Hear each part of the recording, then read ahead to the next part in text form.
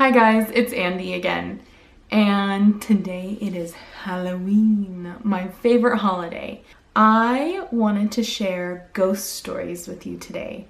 I love a good ghost story. I love fake ghost stories, and I especially love real ghost stories. I want to share my own personal ghost story with you.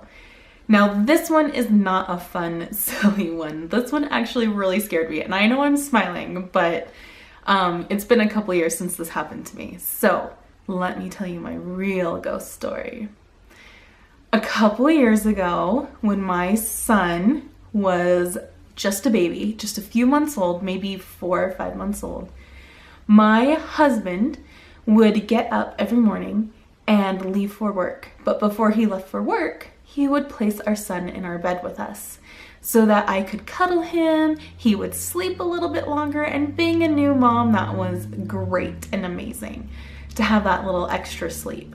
Well, starting in about February, like 6 years ago, I would feel that sleep paralysis. You know what I mean? Though you can't move, you can't scream, you can't talk, and you're fighting to wake up, but it's hard and you're struggling and it's really scary sometimes. And I started to feel that almost every morning, and I didn't think anything of it. I just thought I was being a new sleep-deprived mom, and sleep paralysis was just a horrible after effect of all of that. Well, that started to happen. And then progressively it got a little worse, to the point where it felt like someone or something was tugging on my son, trying to pull him away from my grip. And again, this is this dazed, sleep deprived state, and I just thought that I was losing my mind from lack of sleep.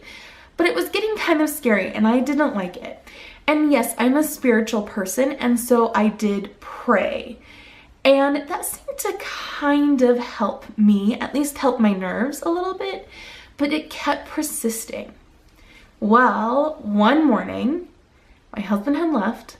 Our dog was out in our front room in his kennel, but the door was open so he could come in and out, and he was roaming around, but I knew he was in his kennel laying, sleeping in that early morning.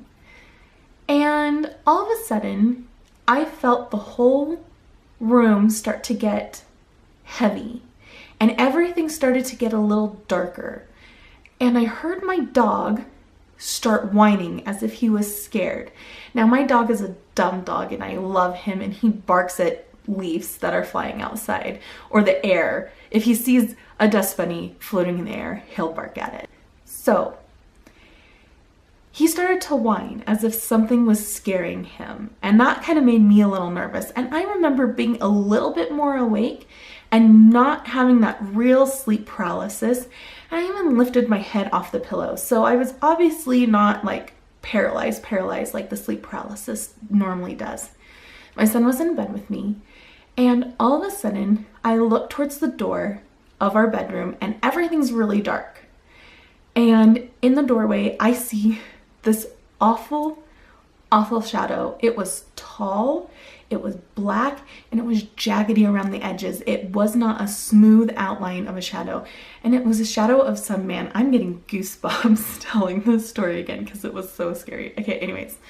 So I saw this shadow of a man, and it did that creepy, oh my gosh. Okay, it did that creepy horror movie thing where it jumps forward, you know, like jump, and instead of walking. And it got closer and closer and closer to me, and I couldn't move again. I was stuck. I was paralyzed. I don't know if it was sleep paralysis paralyzation, or if I was just paralyzed with fear. And I grabbed onto my son so tight, and I would not let him go. He was out. He was asleep. He didn't know any of this was happening. He didn't even stir. But I grabbed onto my son, and I was not letting go of him. The shadow was getting closer and closer. I couldn't scream. I couldn't move, except for tightening my grip. And my dog was whining out in the front room. It was also scary, and I could feel the pressure of this thing on the bed and then like on top of me almost. And I closed my eyes because that's all I could do in that moment. And I could feel that it was getting closer and closer to my face, like right close. I could feel its breath. I could hear it. It's like raspy. Oh my gosh, this is scary. Like seriously, this is like creeping me out all over again. Okay.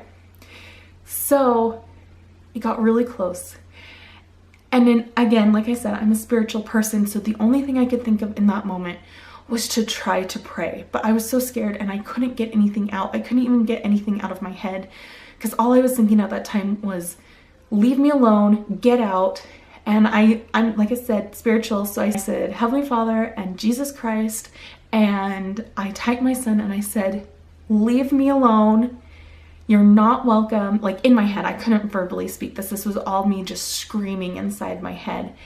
And I heard this voice very close to my ear whisper, that's okay. We're coming for you too. That was it for me. As soon as I was able to say like, Heavenly Father, Jesus Christ, you're not welcome here. After that voice did this creepy thing, it disappeared. Everything disappeared. The room lightened. The pressure on me disappeared. I could move again. I could move, scream, do whatever. I grabbed my son. I'm in my pajamas and I get out of my house. And I get out of there as fast as I can. And I just sit on my back porch. I called my husband. He was in a meeting, so he didn't pick up. I was very upset about it. I called my mother and I said, Mom, this happened to me. I don't know what to do. I was really scared. But we had someone from our church kind of explain what we could do at home. We had my husband's grandpa, who's a member of our church as well, come over and we blessed the home in the best way that we knew how. And as soon as we did that, nothing ever happened again. So I'm very happy about that. That was, it's got done, it's gone, whatever it is. My son is now 6 years old and he's happy, and no one has ever come back for him and no one has ever come back for me. So basically we told that spirit to bugger off. So it has a happy ending, but I hope this ghost story was fun for you for your Halloween today. And whether you believe me or not, I don't care. It's my personal story. It happened to me. Whether it was a lapse in my sanity because I'm a new mom or it actually happened, it really happened to me. That's my story. So I hope you have a wonderful and safe Halloween, and I will talk to you soon. Hit that subscribe button and send your friends over. Thanks, bye.